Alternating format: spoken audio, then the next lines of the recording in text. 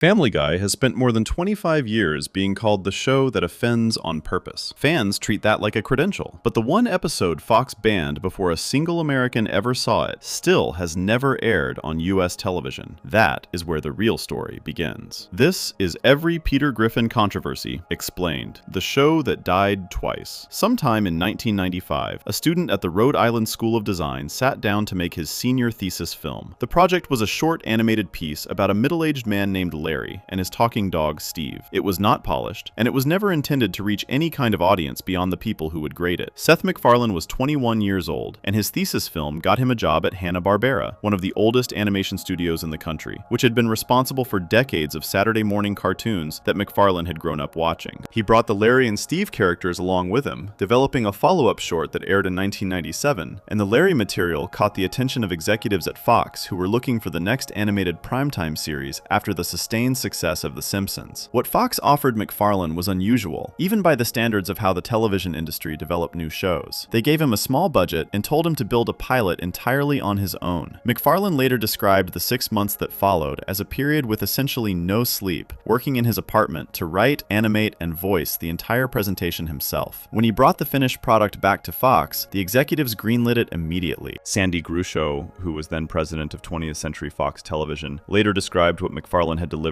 as something it was difficult to believe had been made by one person in their 20s, and the fact that it led directly to a series order reflected how unusual the presentation had been. MacFarlane had spent those 6 months producing something that could communicate the full tone of what Family Guy would eventually become, and the people who watched that presentation understood immediately what kind of show it was going to be. The pilot episode of Family Guy, titled Death Has a Shadow, aired on January 31st, 1999, immediately after Super Bowl 33 on Fox. That placement alone tells you something about how seriously the network was treating the show at launch. The post-Super Bowl slot is among the most coveted in American broadcasting, a guaranteed enormous audience for whatever the network chooses to put there. That audience was the largest the show would ever draw. Tens of millions of people tuning in because they had just watched the game and the television was still on. Reviews arrived alongside the premiere and were not uniformly welcoming. The critic Ken Tucker at Entertainment Weekly described Family Guy as resembling The Simpsons as conceived by someone whose sole frame of reference was other television shows, a pointed summary that captured exactly what the show's early critics were going to say about it for years. Variety was more charitable, comparing MacFarlane to the creators of South Park in terms of his willingness to push beyond what broadcast animation had previously allowed itself to do, and noting the show was both undeniably clever and utterly bizarre in ways that did not always work. Both reactions contained things that were accurate. The first season settled into a time slot between The Simpsons and The X-Files on Fox's Sunday schedule, a comfortable position that gave the show a natural audience flowing from one established hit toward another. Ratings were decent without being exceptional, and the show built a following through its first 7 episodes. The second season changed that arrangement entirely, moving Family Guy to Thursday nights at 9 in the evening, which placed it directly opposite Frasier on NBC. Frasier, at that point in its run, was one of the most decorated sitcoms on American television, a show that attracted exactly the kind of educated, adult audience advertisers wanted, and it had spent years dominating its time slot. Family Guy, a crude animated show about a deeply stupid man and his talking dog, was not going to beat it on a Thursday night. The ratings fell. Fox moved the show again, placing it on Tuesday nights against the early seasons of Who Wants to Be a Millionaire on ABC, which was pulling in enormous numbers during the peak of the game show's popularity. The ratings fell further. By the spring of 2000, Fox announced the show was canceled. That cancellation lasted only a few weeks. Something inside the network pushed back against the decision, and by July of that same year, Fox had ordered 13 more episodes to form a third season. This kind of reversal barely a month after a cancellation announcement is extremely rare in television, and the fact that it happened tells you the show had advocates inside Fox who believed in it even when the raw numbers argued otherwise. The third season came back in the fall of 2001, placed on Thursday nights at 8 o'clock. Thursday at 8 for the 2001 to 2002 television season meant going up against the final season of Friends on NBC, which was one of the most watched shows on American television, and against the first and second seasons of Survivor on CBS, which had debuted in the summer of 2000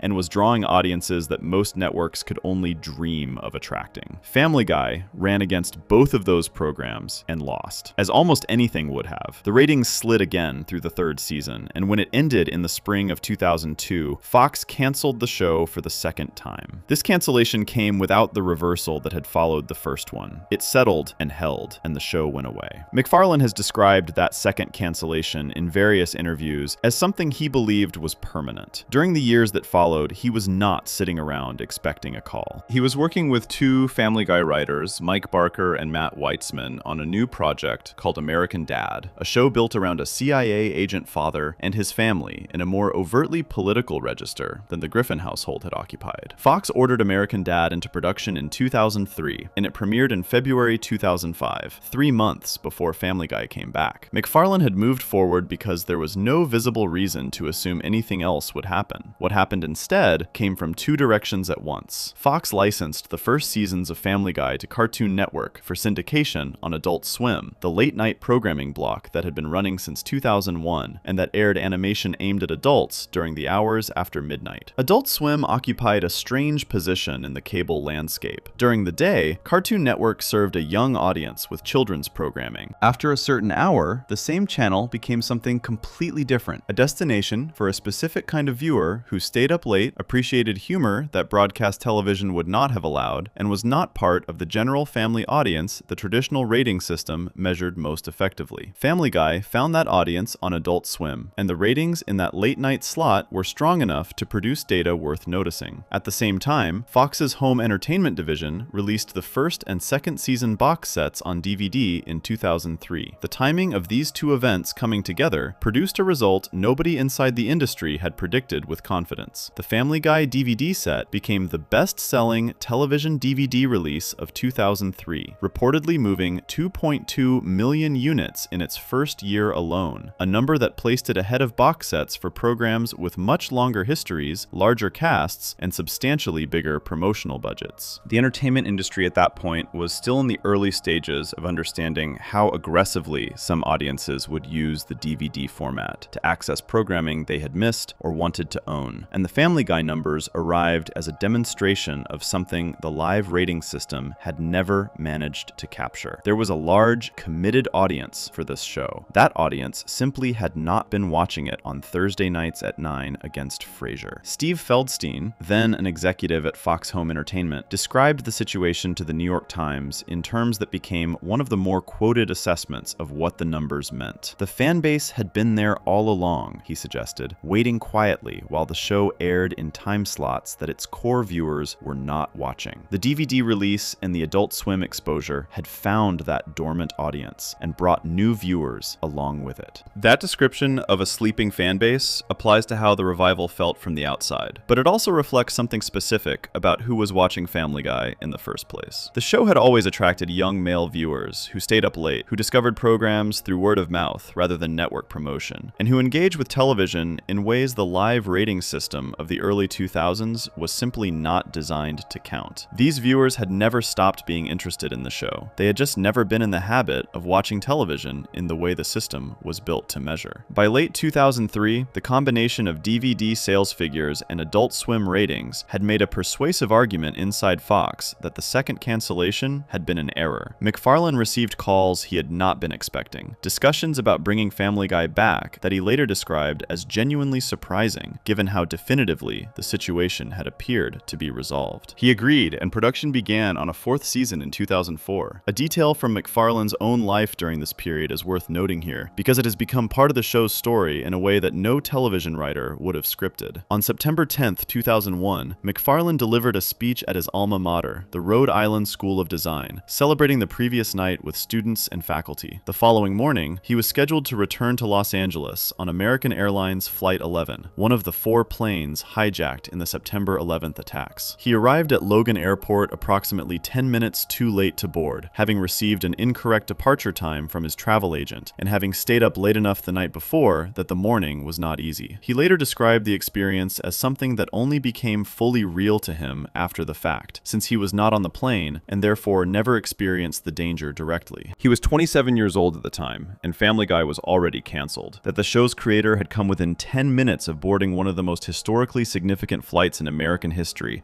at exactly the point when the show he had made was sitting in a canceled archive is one of those facts that accumulates meaning over time, especially when you consider what the show eventually became and what it eventually said. The fourth season premiere aired on May 1st, 2005. The first scene had Peter Griffin explaining to his family that Fox had canceled the Griffins because the network needed to clear space for new programming, before listing off a series of actual Fox shows that had really been canceled in recent years. The joke was built on accurate information, and it worked immediately because the audience watching had lived through the same gap, knew exactly which shows Peter was naming, and understood what the entire moment was referencing without anyone explaining it. The premiere drew nearly 12 million viewers, more than the show had ever managed during its original run on Thursday nights, a number that confirmed in the most direct possible way that the audience built through DVDs and Adult Swim had converted into live viewing. MacFarlane said in various interviews over the years following the revival that the cancellation years had given the creative team time to understand the show more clearly than they had during the original pressured production schedule. The revived show moved faster and pushed harder into territory the original seasons had approached more carefully, and the first major piece of evidence for that change came within the same year the show returned. The episode PTV, which aired in November 2005, was a direct satirical attack on the Federal Communications Commission,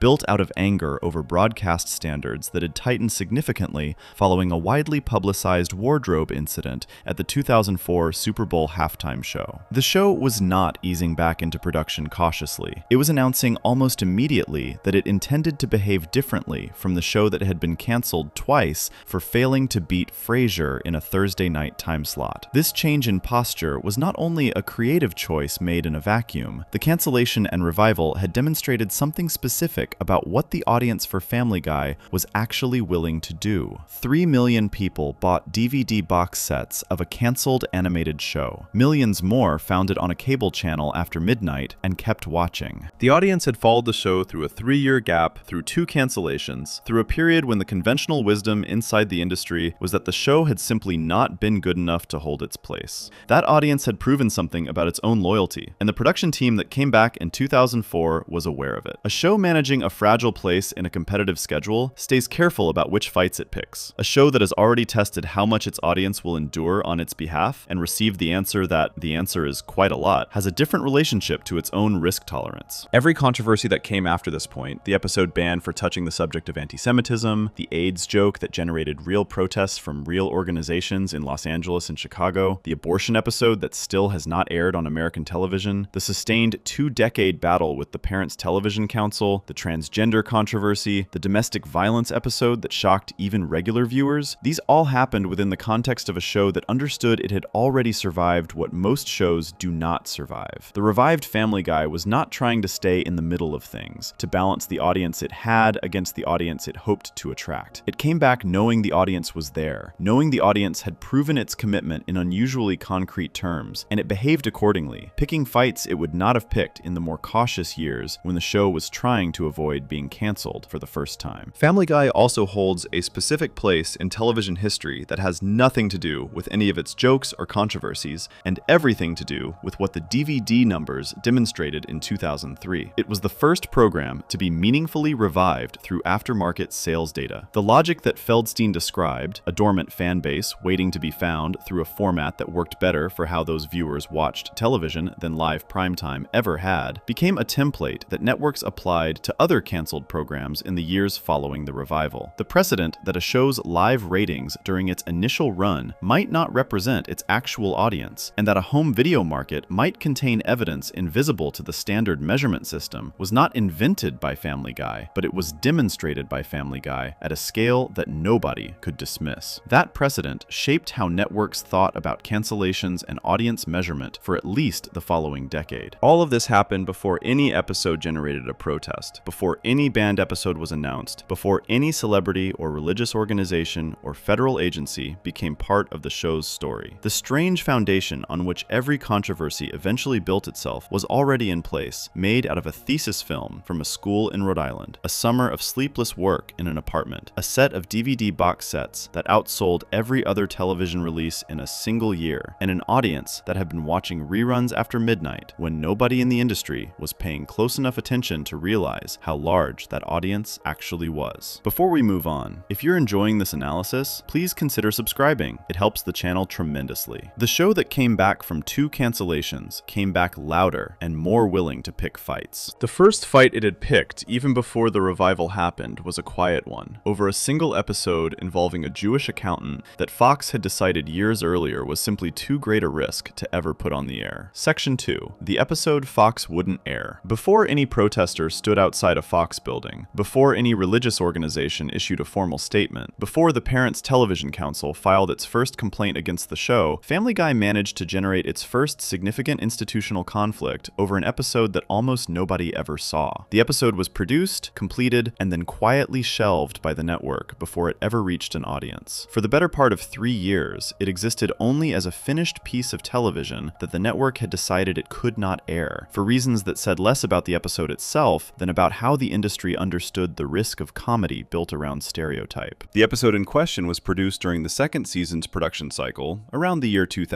and it was written by a staff writer named Ricky Blitt. The premise begins with Peter Griffin being conned out of the family's emergency savings by a man selling volcano insurance for homes in Quahog, Rhode Island, a policy as unnecessary as it sounds, given that Rhode Island is not a region historically associated with volcanic activity. Peter loses the money and does not immediately understand what has happened, which is consistent with how Peter operates throughout the show's entire run. His friends, including Cleveland and Quagmire, suggest a solution. Their thinking, delivered casually over drinks at the local bar, is built entirely on a familiar anti-Semitic stereotype that Jewish people are inherently better with money than everyone else, and that what Peter needs is a Jewish accountant or lawyer to help him recover what he lost. Cleveland is careful to note that he does not personally endorse the reasoning, but the suggestion is offered, and Peter absorbs it with complete sincerity. What happens next has the specific shape of a Family Guy plot, where coincidence arrives with exactly the required convenience. A man named Max Weinstein has car trouble and pulls to the side of the road directly outside the Griffin home. Peter, who has been waiting for exactly this opportunity,